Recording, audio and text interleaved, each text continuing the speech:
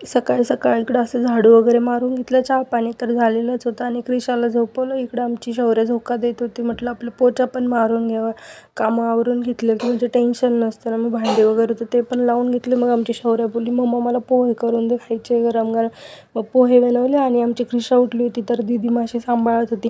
मोठी बहीण असली तर हाच फायदा असतो, आपले लेकरं त्यांना सांभाळतात, काही टेन्शन नसतं. परत बरं वाटत नसलं, आजारी असलो की लगेच आपले लेकरं, मुलगी जास्त करून पटकन म्हणते, मम्मी तुला बरं नाही आहे तर मी तुला चहा करून देते, तू आराम कर. आणि मग असं पप्पानी भाजीपाला आणलेला होता आणि मग ते थोडी मदत करत होते. बरं नाही आहे म्हणे तुला तर मी मग भरू लागतो म्हणे भाजीपाला. आणि वडापाव पण आणलेला होता पोरींना खायला, की बाबा नाश्त्याला काही नाही तर चला म्हणे.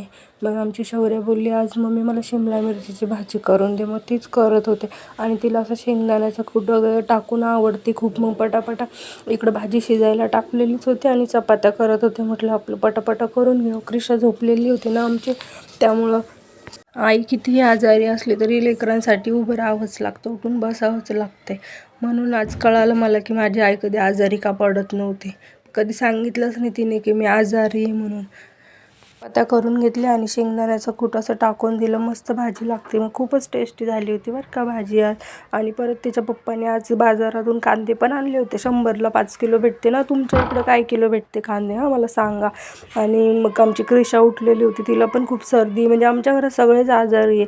मग तिला असं व्हिक्स लावत होतं, म्हणजे वास कळतो का नाही बघत होतं. कळतं बरं का लेकरांना, लहान जरी असले तरी सगळं कळतं आहे.